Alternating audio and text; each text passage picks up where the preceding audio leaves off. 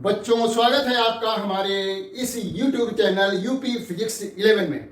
जैसा कि हमने अपने पिछले वीडियो में सदिशों के संबंधित बातों को समझाया था, मतलब नया चैप्टर शुरू किया था जो कि सदिशों के बारे में है। अब सदिश राशियां जो होती हैं उनका जोड़ना घटाना अलग ढंग से होता है, अतः हमें उनको अच्छी तरह से समझना चाहिए, क्योंकि फिजिक्स में बहुत सारे चैप्टर आएंगे जिसमें कि सदिश राशियों का प्रयोग होगा। अतः हमें ध्यानपूर्वक इन चीज़ों को समझना है। तो पिछले वीडियो में मैंने शुरुआत की थी उन नियमों की जिनकी सहायता से सदिशों को जोड़ा जाता है। आज हम उन्हीं नियमों को डिटेल में समझने की कोशिश करेंगे और देखेंगे कि किस तरह से सदिशों को जोड़ा जाता है और उसका परिणामी सदिश ज्ञात किया जाता है। तो आइए शुरू करते हैं। सदिशों के योग के लिए जो नियम है वो पहला है सदिशों के योग का त्रिभुज नियम, triangles law of vector addition. तो इसमें जैसा कि नाम है तो उसके हिसाब से क्या करते हैं कि मान लिया इसका स्टेटमेंट क्या है नियम का कि दो सदिश राशियां हैं। सदिश वो मतलब बल भी हो सकते हैं या कोई दूसरी सदिश राशियां हो सकती हैं। कोई दो सदिश एक साथ किसी एक बिंदु पर कार्य कर रहे हैं। अब इन सदिशों को यदि परिमाण तथा दिशा के साथ इसी त्रिभुज की क्रम में ली गई दो भुजाओं से व्यक्त करें तो इन सदिशों का परिणामी सदिश परिमाण तथा दिशा के साथ विपरीत दिशा में ली गई त्रिभुज की तीसरी भुजा से व्यक्त किया जाता है। ये बात हमने बोर्ड पर भी लिख रखी है और आइए इसको समझते हैं। समझ लेंगे तो आपको ये स्टेटमेंट याद करने में आसानी रहेगी, क्योंकि ये जो इसका नियम है लिखने को आता है परीक्षा में, और फिर जो है गणितीय विधि से हम इसका परिमाण याद करेंगे, वो भी समझना बहुत जरूरी है। तो यदि किसी बिंदु पर एक साथ कार्य करने वाले दो सदिशों को परिमाण तथा दिशा के साथ, यानी परिमाण जो है उनका और दिशा जो है उसी के अनुरूप हम एक क्रम में ली गई त्रिभुज की दो भुजाओं से व्यक्त किया जाए तो इन सदिशों का परिणामी सदिश परिणाम तथा दिशा के साथ विपरीत क्रम में ली गई त्रिभुज की तीसरी भुजा से प्रदर्शित होगा। अब मान लिया हमने ये दो सदिश दिए गए हैं, वेक्टर दिए गए हैं, वेक्टर ए वेक्टर बी, सदिश ए सदिश बी। अब इन सदिशों को किसी त्रिभुज की दो क्रम से ली गई भुजाओं से प्रदर्शित करें। तो देखिए हमने इस सदिश ए को त्रिभुज की एक भुजा से प्रदर्शित किया, ये तो उसकी दिशा वही रहनी चाहिए जो दी गई सदिश की दिशा है। तो ये तो हो गया हमारा सदिश ए। दूसरा सदिश बी है, उसकी दिशा ये है, परिमाण भी दिया गया है। तो अब हम त्रिभुज की दूसरी भुजा लेंगे और इसी क्रम में लेंगे।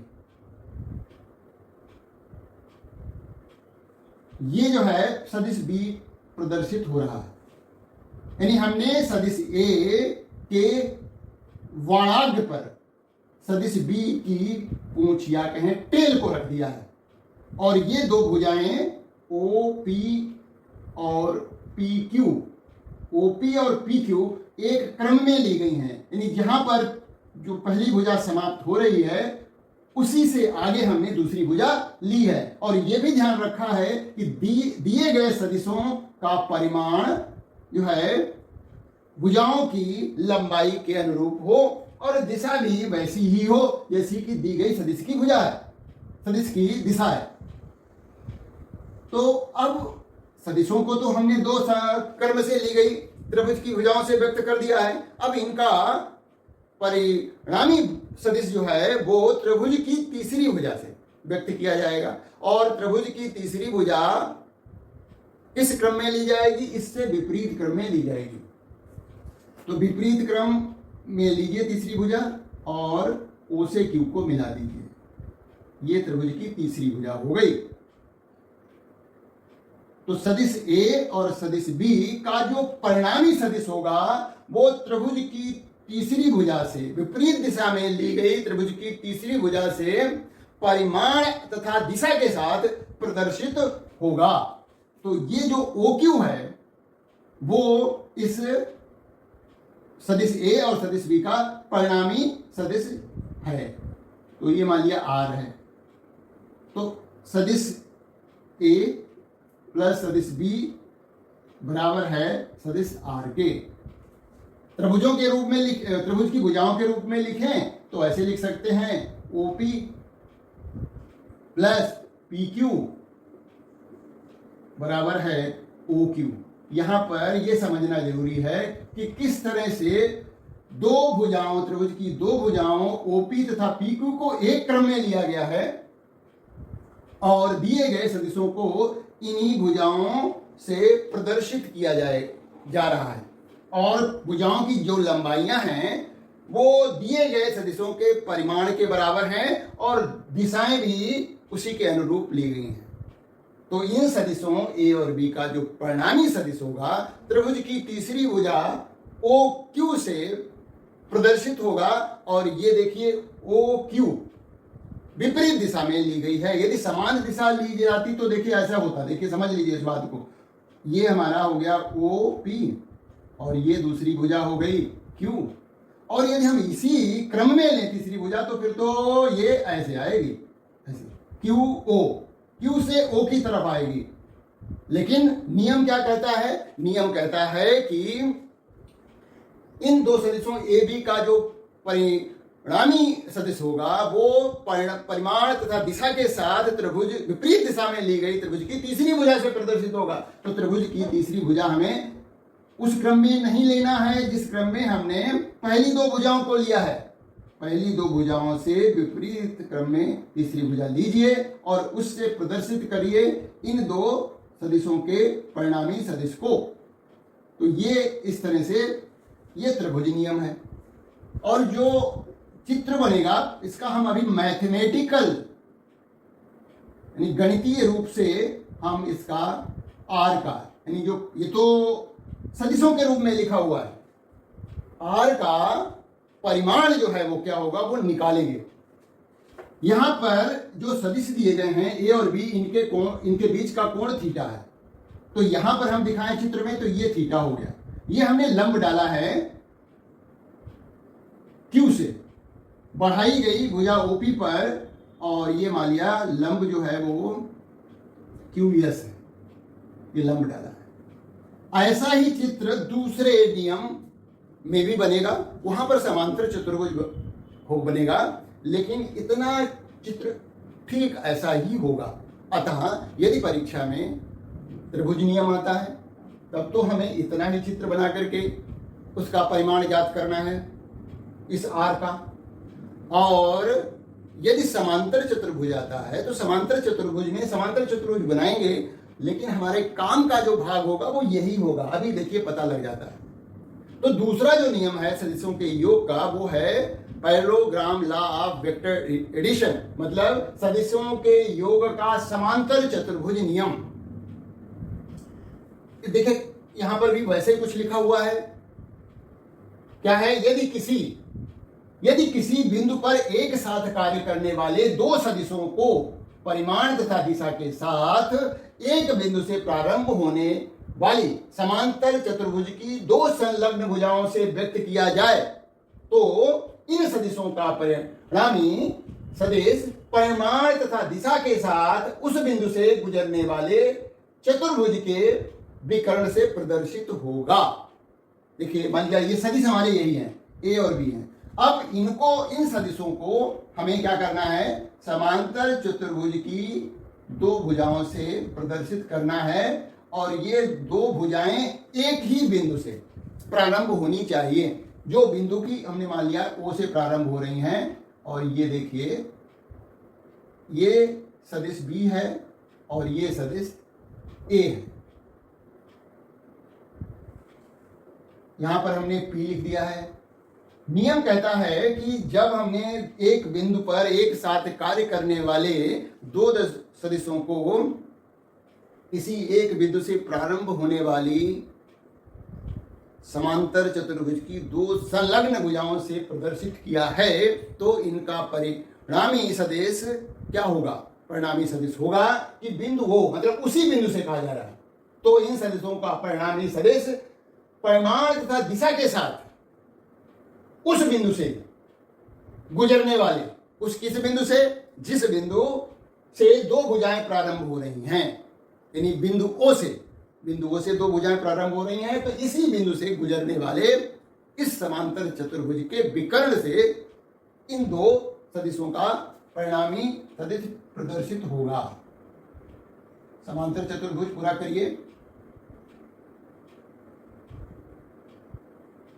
और यहां से ओ से गुजरने वाला विकर्ण बनाइए ये, और ये बिंदु यहां भी क्यू है, यहां भी हम क्यू ही ले रहे हैं और यहां से लंब डालेंगे, एक जैसा चित्र बना रहे हैं। वैसे तो ये कोण है थीटा, ये भी थीटा ही होगा, ये भुजाएं ओ पी क्यू और ओ,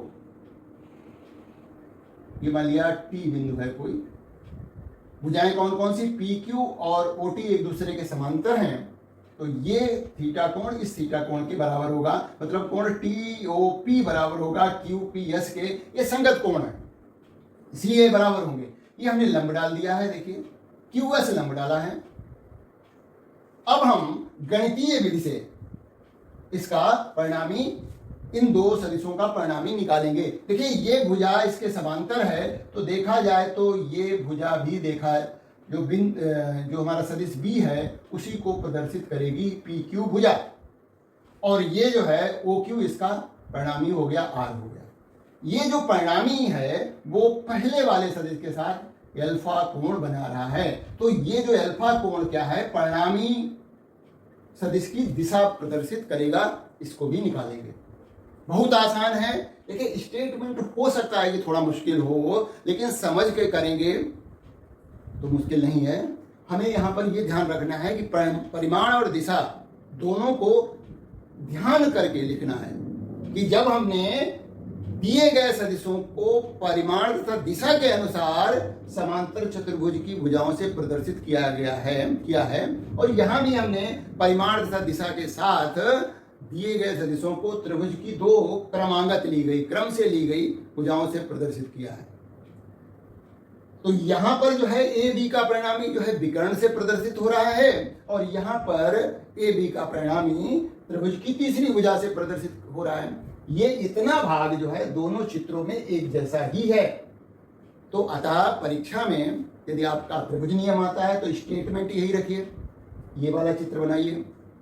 समांतर चतुर्भुज का नियम आता है तो ये वाला चित्र बनेगा, ये जो है उसका नियम का स्टेटमेंट जो है वो ये लिखा जाएगा।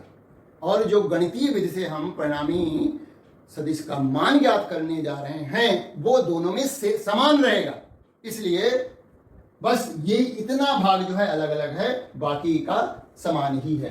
तो आइए आगे बढ़ते हैं और इस आर का परिणामी मान निकालते हैं। ठीक है, गणितीय विधि से निकालेंगे, एकदम से आसान है, प्रैक्टिस कर लीजिए, बहुत इंपॉर्टेंट है परीक्षा के दृष्टिकोण से, विशेषकर 11th की परीक्षा। ठीक है, तो देखिए हम इस त्रिभुज के अनुसार चल रहे हैं, तो समकोण त्रिभुज ले रहे हैं। ठीक है, समकोण त्रिभुज में हम क्या लगाते हैं, पाइथागोरस प्रमेय लगाते हैं। पाइथागोरस प्रमेय पढ़ी होगी। तो समकोण त्रिभुज, इसका नाम है ओ एस क्यू में ये जो कर्ण है, कर्ण का वर्ग यानी ओ क्यू का वर्ग बराबर होता है ये आधार ओ एस का वर्ग प्लस क्यू एस का वर्ग, ये तो पढ़ा ही होगा। अब देखिए हमने ओ एस को क्या लिख सकते हैं, ओ एस को लिख सकते हैं OP plus P S, OP plus P S का वर्ग। क्यू एस, अभी हम क्यू एस को क्यू एस ही लिख रहे हैं,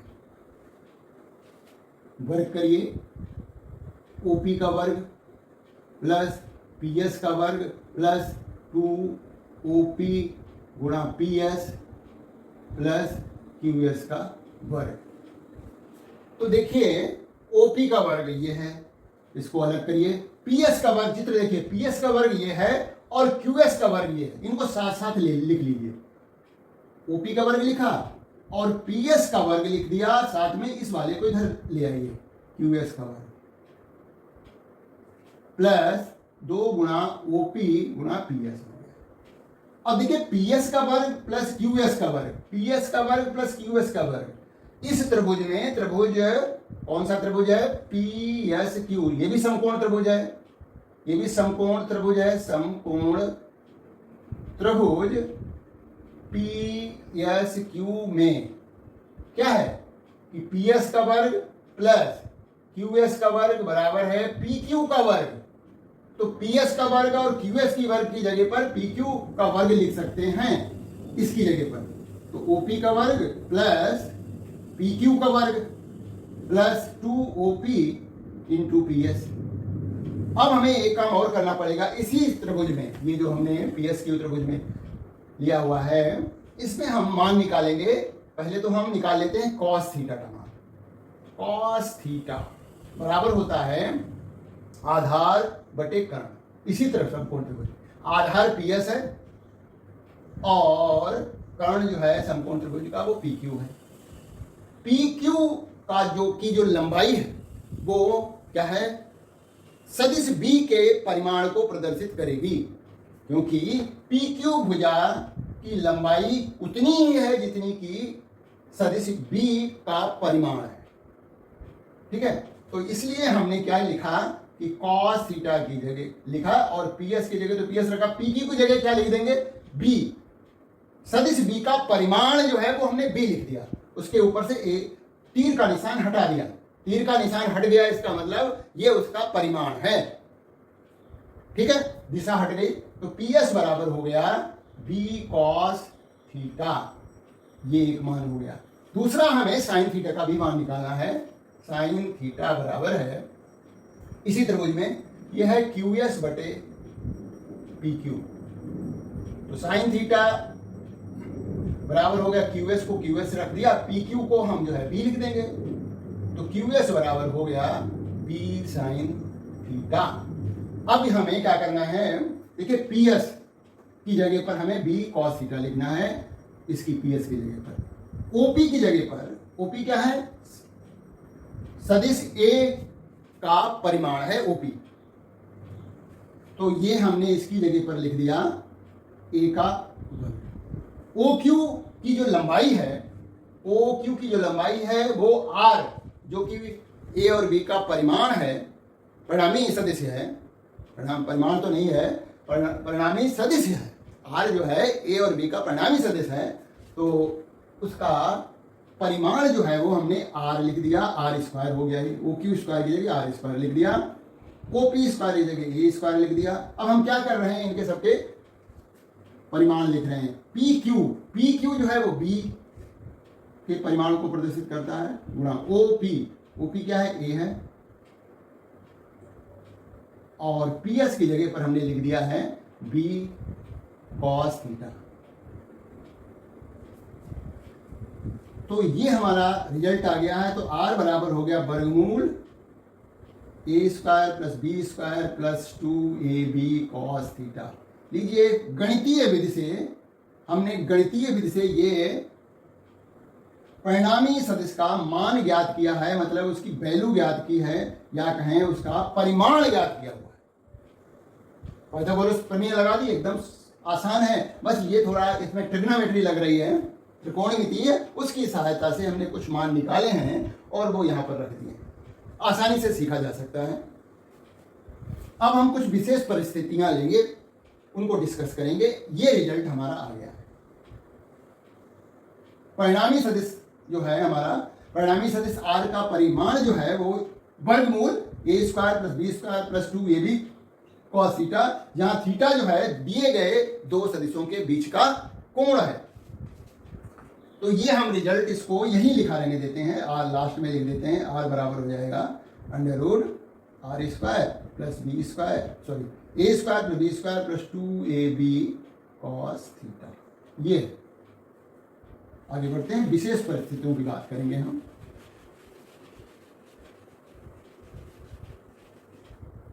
विशेष परिस्थितियां,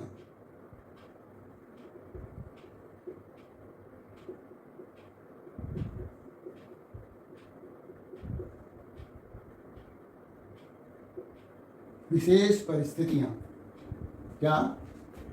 नंबर 1, यदि दोनों सदिश एक ही दिशा में कार्य, एक ही दिशा में लग रहे हैं, ऐसे लिख देते हैं, लग रहे हैं, यानी थीटा बराबर है 0 डिग्री। तो इसमें पॉइंट रखिए, आई बराबर हो जाएगा वर्गमूल a square plus B square plus 2ab cos 0 degree. Cos 0 degree की वैल्यू 1 होती है, तो ये हो गया a square plus B square plus 2ab। इसका मतलब ये हुआ कि हमारा ये हो गया ए प्लस बी का होल स्क्वायर।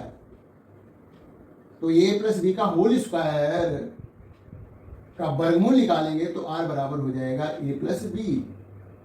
यानी जब दो सदिश एक ही दिशा में लग रहे हों तो क्या करते हैं, ए और बी को सामान्य रूप से जोड़ देते हैं, ए के परिमाण को और बी के परिमाण को जोड़ेंगे। जैसे समझो जरा, ये कोई सदिश ए है और उसी से आगे सदिश बी लग रहा है, तो यहाँ पर क्या है, वो शून्य है। तो इनका परिमाण क्या हो जाएगा, यहाँ से लगा करके यहाँ तक पूरा, मतलब एक ओ ए है और ए बी है, तो पूरा क्या हो जाएगा, ओ बी हो जाएगा। इसका परिमाण एक ही दिशा में लग रहा है। अब दूसरा, मान लिया ये एक दूसरे के लंबवत हो, है ना। यदि दिए गए सदिश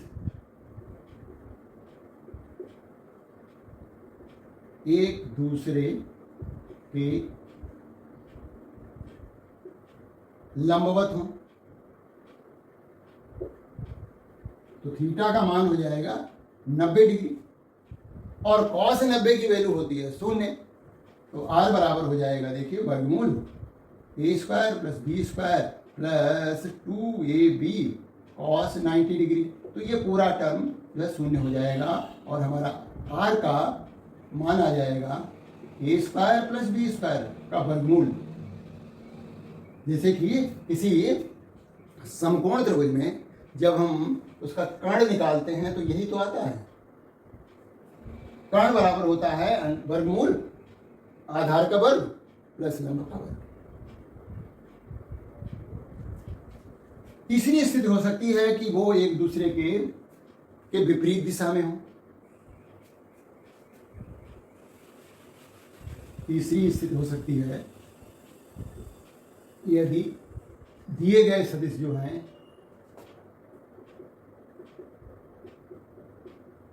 सदिश एक दूसरे से विपरीत दिशा में हों तो थीटा बराबर 180 डिग्री हो जाएगा, है ना। तो उस केस में कॉस 180 डिग्री का मान होता है -1। तो आर बराबर हो जाएगा वर्गमूल a square plus B square plus 2ab cos 180 degree और ये हो जाएगा आपका a square plus B square minus 2ab। इसका मतलब ये हो गया, ये क्या लिखा हुआ है, ये लिखा हुआ ए माइनस बी का होल स्क्वायर। होल स्क्वायर है तो वर्गमूल निकल सकता है आसानी से। तो आर बराबर हो गया ए माइनस बी। मतलब इस स्थिति में जो रिजल्ट आएगा, यानी परिणामी सदिश का जो मान आएगा वो कब होगा, जबकि जब एक दिशा में लग रहे होंगे सदिश तो सबसे अधिक उसकी वैल्यू आएगी, उसका परिमाण जो है सबसे अधिक आएगा, परिणामी सदिश का मान है। तो यहाँ पर क्या स्थिति है, जैसे कोई सदिश इधर लग रहा है, ए ये है और बी इसके ठीक विपरीत यदि लग रहा है तो इनके बीच का कोण कितना हो गया, 180 डिग्री हो गया। तो ए में से बी को घटाएंगे बाई चांस यदि मान लिया बी वाला बड़ा है तो हमारा रिजल्ट ऋणात्मक आएगा। तो ये कुछ परिस्थितियां थी जिसके आधार पर हम समझ सकते हैं कि मान जो है कैसे निकालेंगे। ठीक है, परिणामी बल या परिणामी सदिश कैसे ज्ञात करेंगे। अब हम इस परिणामी सदिश की दिशा निकालेंगे। ठीक है, परिणामी सदिश की दिशा,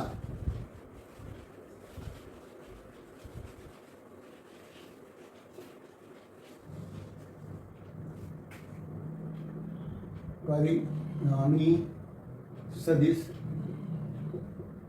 की दिशा, और दिशा निकलती है यानी direction of resultant vector, direction of resultant vector ये निकलती है tan थीटा से। और त्रिभुज हमारा वही रहेगा, कौन सा त्रिभुज? त्रिभुज है ये वाला, है ना, OQS त्रिभुज, समकोण त्रिभुज है OQS में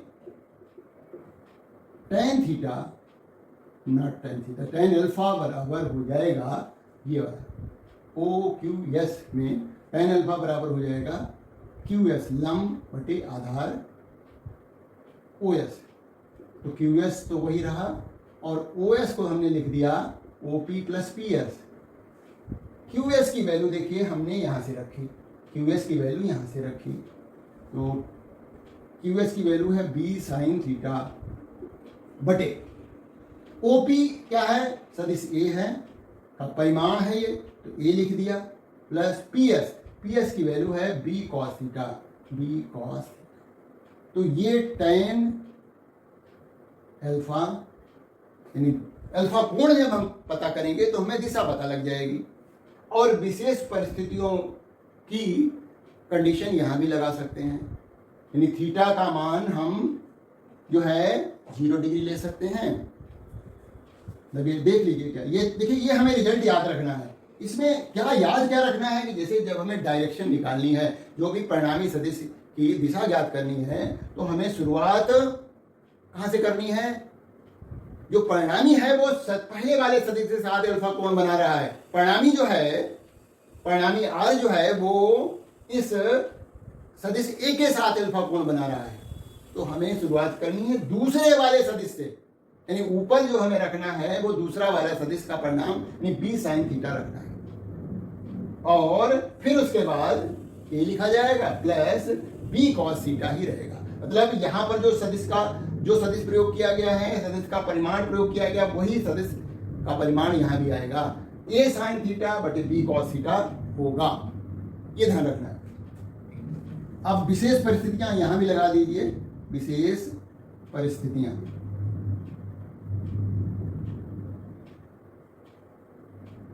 देखिए, पहला थीटा बराबर 0 डिग्री, तो tan अल्फा क्या हो जाएगा? देखिए, tan अल्फा बराबर हो जाएगा B साइन 0 डिग्री बटे A plus B cos 0 degree. देखिए, ये तो वैसे cos 0 डिग्री 1 होता है, लेकिन साइन 0 का मान 0 होता है, तो इस तरह से tan अल्फा बराबर हो गया 0 डिग्री।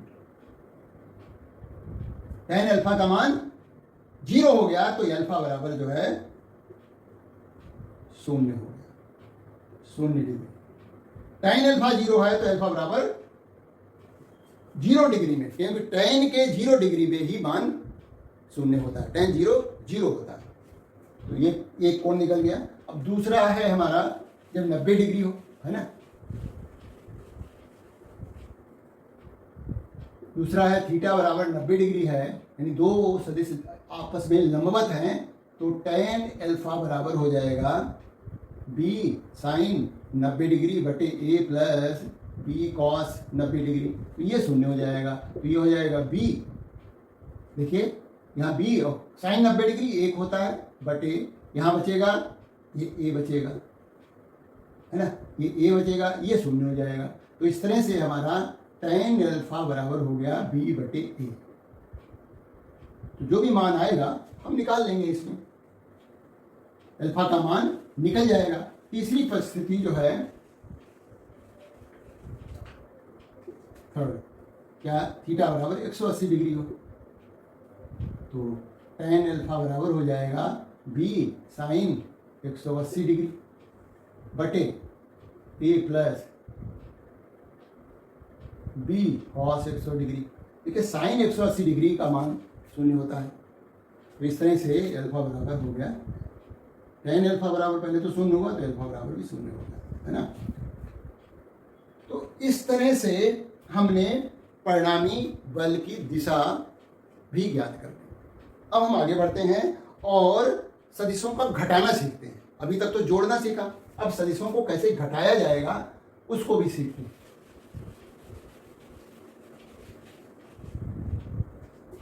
सदिशों का घटाना, क्या? सब्ट्रैक्शन ऑफ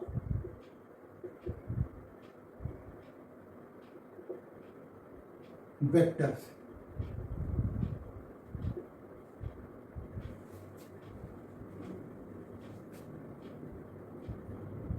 दिए गए सदिश ए से सदिश बी को घटाने के लिए हम सदिश बी के विपरीत सदिश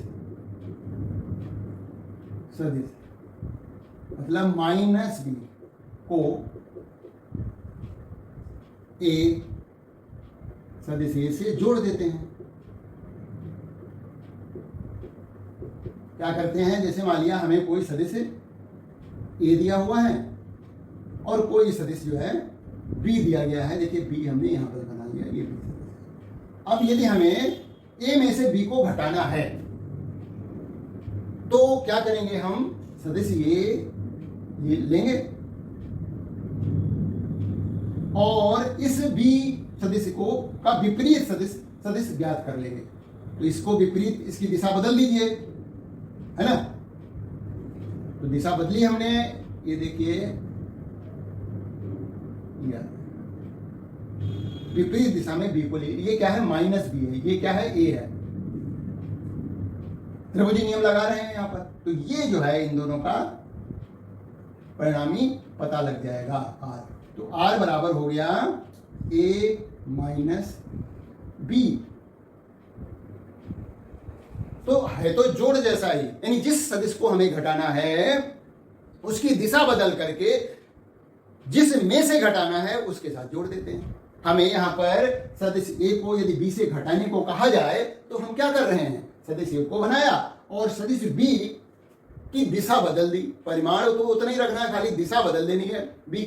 बी की दिशा बदल देने से हमें उस बी का विपरीत सदिश प्राप्त हो गया और त्रिभुज नियम के अनुसार चित्र बनाते हुए हमने उसका परिणामी सदिश ज्ञात कर लिया। तो जब भी कभी हमें सदिशों को घटाने को कहा जाएगा तो हम जिस सदिश को घटाना है उसका विपरीत सदिश लेकर के जिस में से घटाना है उस सदिश के साथ जोड़ देंगे, सीधी सी बात है। तो दिए गए सदिश ए से सदिश बी को घटाने के लिए हम सदिश बी के विपरीत सदिश माइनस बी को ए के साथ जोड़ देते हैं। तो हमें उन सदिशों का अंतर या कहें उन जो हमने जिस सदिश में से जिसको घटाने को कहा गया है वो प्राप्त हो जाएगा। लेकिन यहां पर एक बात ध्यान रखनी है कि जो परिणाम आएगा, अभी तो हमारा परिणाम ये जो आया है वो सदिश ए माइनस सदिश बी का है ना। अब मान लिया हमें बी में से ए घटाना पड़े तो क्या करेंगे उसको भी देख लीजिए। यदि हमें बी में से ए को घटाने को कहा जाए तो हमें ए की दिशा बदलनी पड़ेगी। देखिए हमने बी सदिश को वैसा का वैसा बना लिया, ये बना लिया। अब इसके समांतर बनाना है भाई, ध्यान रखना है। हमने बी सदिश को दिशा नहीं बदली, दिशा किसकी बदलनी है, ए की, जिसको घटाना है तो इसकी दिशा बदल दीजिए।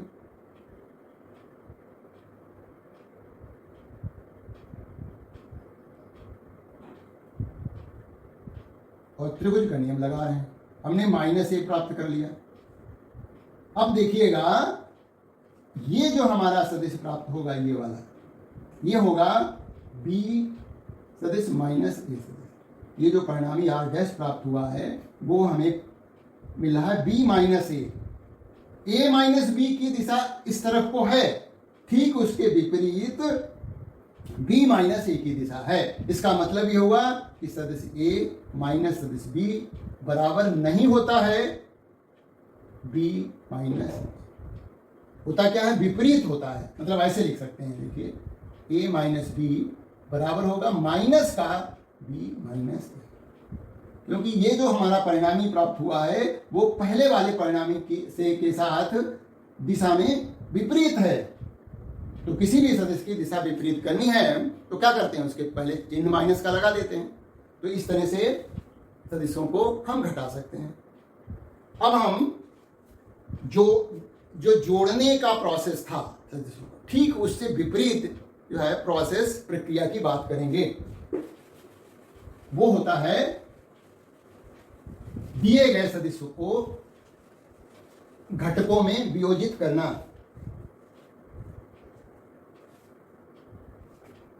क्या है कि दिए गए सदिश को, सदिश का किसी तल में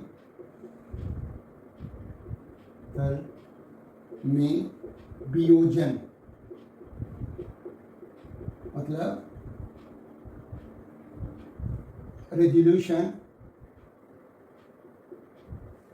of a vector in a plane, किसी तल में दिए गए सदिश का वियोजन, मतलब उसको तोड़ना, स्प्लिट करना। तो अभी हम दो सदिशों को मिलाकर के एक सदिश बना रहे थे। जैसे हमने एक सदिश ये लिया, दूसरा सदिश ये लिया, ये सदिश ये है, सदिश बी है, और ये उसका परिणामी हो गया आर। तो यहाँ पर क्या है, आर जो परिणामी आया है वो इन दोनों को जोड़ने से आया है, सदिश ए और सदिश बी को जोड़ने से आया है। इसका मतलब सदिश आर के ए और बी क्या है, भाग ही तो हैं, घटक हैं, भाग हैं। तो यहां पर हमारे पास सदिश रहेगा, ये आर रहे, और हमसे कहा जाए कि इस आर को ऐसे दो घटकों में, दो भागों में विभाजित करो, जिससे कि वो जो भाग हैं, जो प्राप्त भाग हैं, वो वही प्रभाव उत्पन्न करें जो कि आर उत्पन्न कर रहा है। सदिश आर जो प्रभाव उत्पन्न कर रहा है वही प्रभाव इस आर के जो घटक हैं, जो पार्ट्स हैं, जो भाग हैं, वो भी उत्पन्न करें। तो देखा जाए तो ये जो सदिश के वियोजन की प्रक्रिया है वो जोड़ने की प्रक्रिया के ठीक विपरीत है। सदिश के वियोजन की प्रक्रिया सदिशों के जोड़ने की प्रक्रिया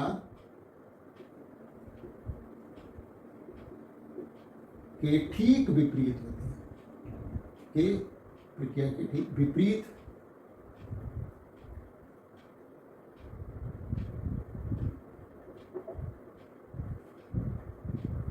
होती है।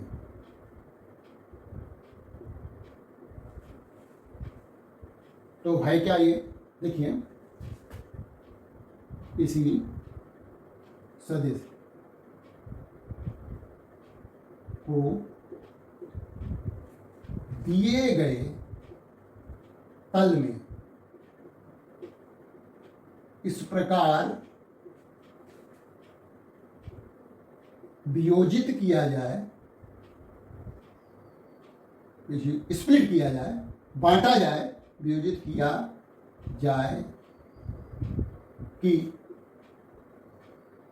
प्राप्त सदिश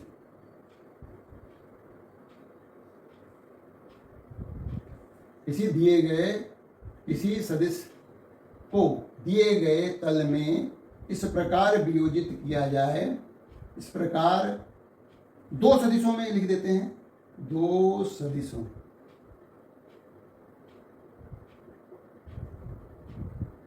दो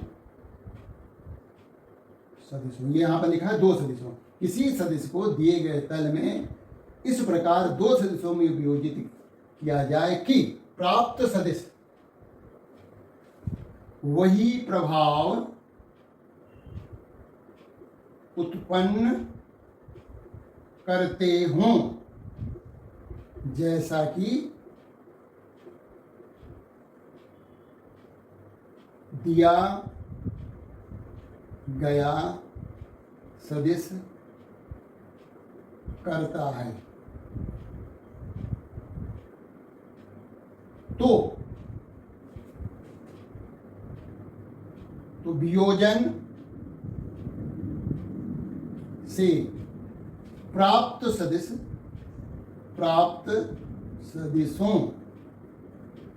को दिए गए सदिश के घटक कहते हैं, कंपोनेंट कहते हैं। ये उसके कंपोनेंट है, मतलब उसके पार्ट हैं। किसी सदिश को दिए गए तल में इस प्रकार दो सदिशों में वियोजित किया जाए कि प्राप्त सदिश वही प्रभाव उत्पन्न करते हों जैसा कि दिया गया सदिश करता है। तो वियोजन से प्राप्त सदिशों को दिए गए सदिश के घटक कहते हैं, ये उसी के कंपोनेंट होते, पार्ट्स होते हैं। अब मान लिया हमें सदिश को किसी पर्टिकुलर तरह से वियोजित करना है, उसको भी लिख देते हैं। एक तो ये बात हो गई, इनवर्टेड कामा बंद कर दीजिए, ठीक है। अब हम बात करते हैं, यदि किसी सदिश को दिए गए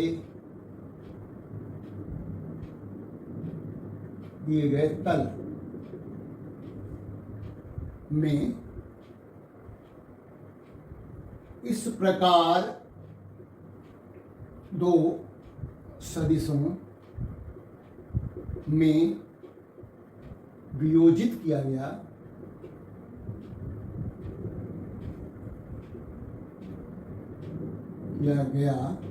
कि वियोजित भाग या कहें वियोजित सदिश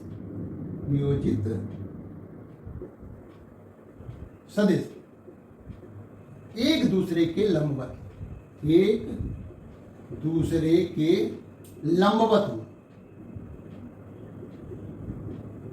लंबवत हों, तो इन्हें दिए गए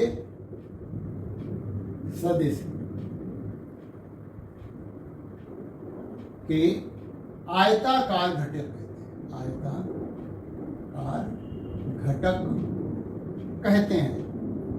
यानी जब सदिश को, दिए गए सदिश को इस तरह से वियोजित किया जाए, या कहें उसको दो लंबवत घटकों में वियोजित कर दिया जाए, तो जो पार्ट्स हैं, जो प्राप्त घटक हैं, वो आयताकार घटक कहलाएंगे। किसके? उस दिए गए सदिश के। देखिए ये बात समझ में आएगी, अभी हम करके दिखाएंगे तब और ज्यादा। यदि किसी सदिश को दिए गए तल में इस प्रकार दो सदिशों में वियोजित किया गया कि वियोजित सदिश एक दूसरे के लंबवत हों, तो इन्हें दिए गए सदिश के आयताकार घटक कहते हैं। तो आइए हम किसी सदिश को आयताकार घटकों में वियोजित कर लेते हैं।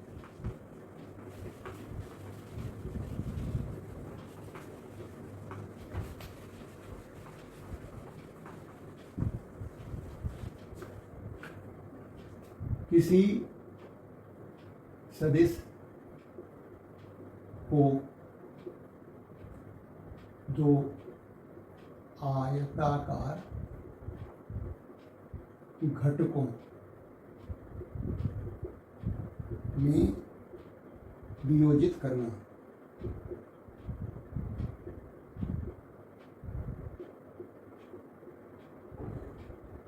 टू फाइंड rectangular component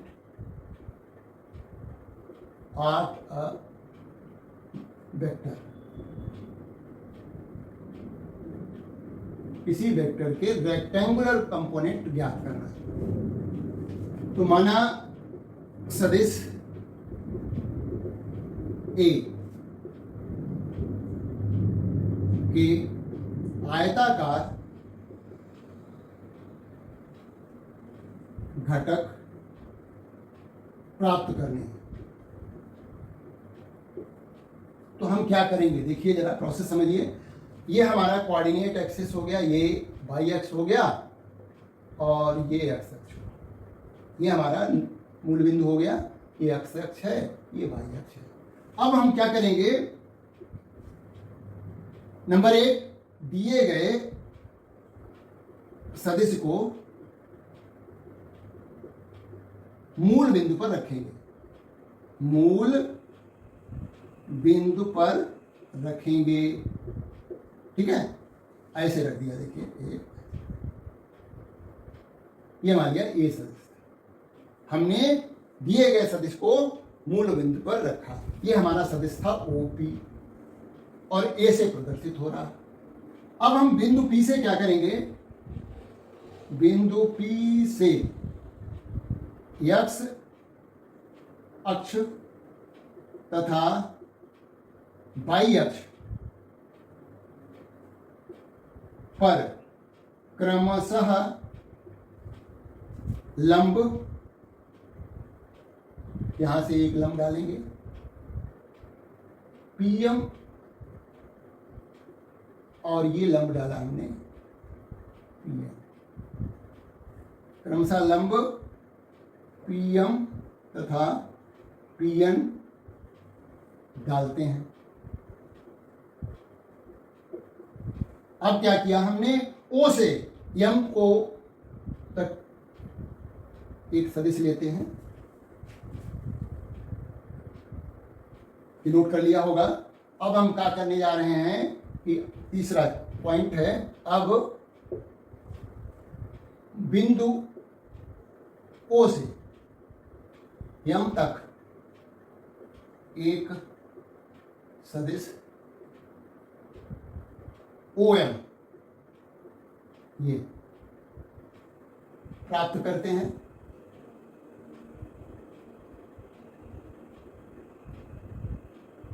तथा इसी प्रकार ओ से एन तक सदिश ओ एन प्राप्त किया जाता है। अब बिंदु ओ से एम तक, ओ से एम तक एक सदिश ओ एम प्राप्त किया, और उसी तरह से जो है वाई अक्ष के अनुदिश जो है हमने ओ को एन तक एक एरो बना दिया, तीर बना दिया, तो ओ एन एक सदिश हमें प्राप्त हो गया।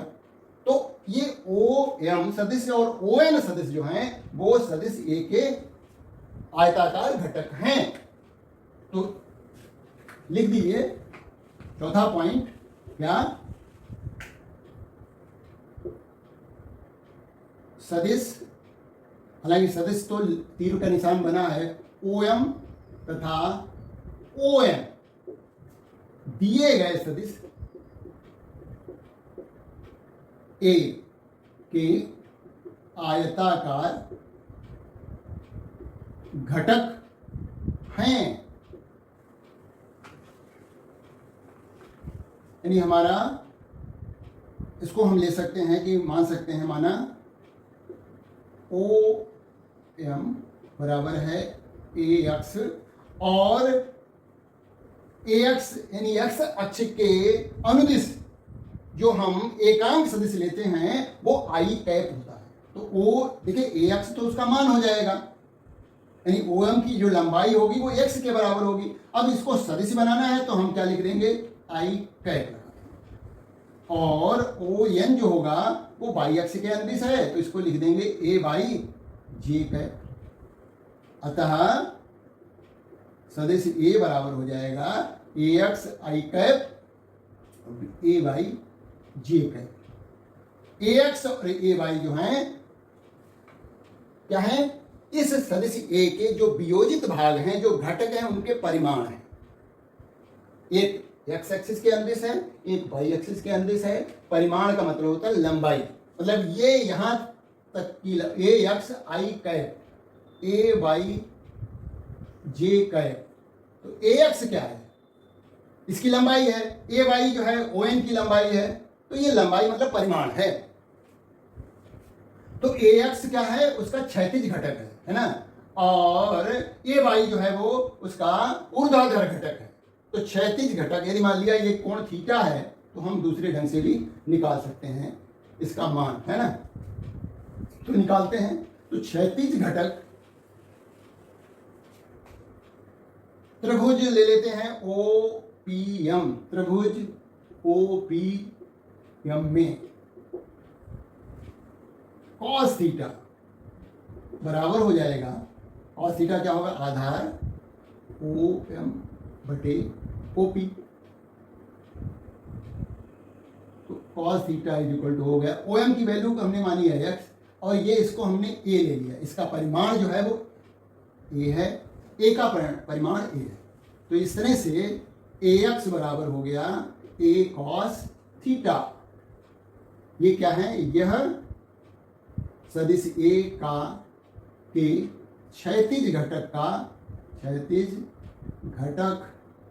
का परिमाण है। इसी तरह से हम ऊर्ध्वाधर घटक निकालते हैं साइन थीटा से। साइन थीटा बराबर हो जाएगा इसी में पी एम लंब बटे कर्ण ओपी। पी जितना ए वाई है उतना ही पी एम है, मतलब ए वाई वैल्यू है ना ओ एन की, है ना। तो ओ एन बराबर है पी एम के। तो हम इसको ए वाई लिख सकते हैं, ओ पी तो ए है ही है साइन थीटा। तो ए वाई बराबर हो गया ए साइन थीटा। तो ये जो है हमारा, यह सदिश ए का के ऊर्ध्वाधर घटक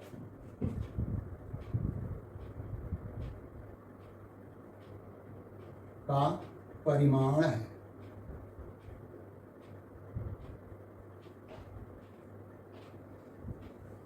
तो इस तरह से हमें एक क्षैतिज घटक प्राप्त हुआ ए का, और एक ऊर्ध्वाधर घटक प्राप्त हो गया। और इनको जोड़ा जाए, है ना, इसको जोड़ा जाए तो हमें ए ही तो प्राप्त हो जाएगा। इसको जोड़ दिया जाए। तो देखिए कैसे जोड़ते हैं। समीकरण इसको 1 मानते हैं, इसको समीकरण 2 मान लेते हैं और वर्ग कर देते हैं दोनों तरफ, है ना। समीकरण 1 और 2 का वर्ग करने पर, समीकरण 1 तथा 2 का वर्ग करके जोड़ने पर, तो देखिए a x square plus a y square बराबर हो जाएगा a square cos square theta plus a square sine square theta. तो ए कॉमन ले लो, cos square theta plus sine square theta. तो cos square theta plus sine square theta क्या होता है? 1 हो जाता है, 1 ए स्क्वायर, ये हो गया 1 1। तो हो जाएगा a x square plus a y square. तो ए बराबर क्या हो गया? ए बराबर हो गया वर्गमूल ए x square plus a y square. इस तरह से हमने ये भी सिद्ध कर दिया कि जो सदिश ए था उसका परिमाण जो है वो किस तरह से जो है उसके घटकों की सहायता से प्राप्त किया जा सकता है। तो ये घटक ए एक्स और ए वाई किसके घटक हैं? घटकों के परिमाण हैं, वो ए के परिमाण हैं। ए के भाई सदिश ए का जो है ए के घटक क्या है? ए एक्स और ए वाई हैं। तो ए का परिमाण क्या होगा? इन्हीं घटकों के परिमाण से ही तो प्राप्त किया जाएगा। और ये कैसा त्रिभुज बन रहा है? एक समकोण त्रिभुज बन रहा है। तो समकोण त्रिभुज की देखा जाए तो प्रॉपर्टी लग रही है, यानी पाइथागोरस प्रमेय लग रही है। और ए का मान जो है क्षैतिज घटक और ऊर्ध्वाधर घटक का वर्ग करके जोड़ करके वर्गमूल ज्ञात करने से प्राप्त हो रहा है। अतः हम कह सकते हैं कि जो हमारा जो सदिश था ए, उसके 2 घटक को जोड़ दिया जाए तो हमें पुराना अपना सदिश ए का परिमाण प्राप्त हो जाता है। और जोड़ने की प्रक्रिया यही है कि जब दो सदिश लंबवत हो, एक दूसरे के 90 डिग्री पर हों, तो उनका परिणामी जो है वो इसी से तरह से प्राप्त होता है कि हम देख चुके हैं किसमें, सदिशों के योग के त्रिभुज नियम या चतुर्भुज नियम में। यानी दो जब सदिश आपस में लंबवत होते हैं तो उसका परिमाण जो है इसी तरह से ज्ञात किया जाता है। तो ax और ay ऐसे दो सदिशों के परिमाण हैं जो एक दूसरे के लंबवत हैं, तो इनका रिजल्ट यही तो प्राप्त होगा। तो हमने आज जो है किसी दिए गए सदिश को जो है किस तरह से दो सदिशों में वियोजित कर सकते हैं ये देखा, और उससे हमने क्षैतिज घटक और ऊर्ध्वाधर घटक प्राप्त किए। तो ये काफी इंपॉर्टेंट है। इसका क्या उपयोग है फिजिक्स में, ये हम अगले वीडियो में देखेंगे। और फिर हम किसी दिए गए सदिश को 3 आयताकार घटकों और त्रिविमीय कंडीशन में भी देखेंगे कि किस तरह से एक दिए गए सदिश को x, y तथा z अक्ष के अनुदिश हम उनके घटक प्राप्त कर सकते हैं। काफी इंपॉर्टेंट है। तो देखते रहिए, अपने दोस्तों को शेयर करिए और लाइक करिए। Thank you for watching my video.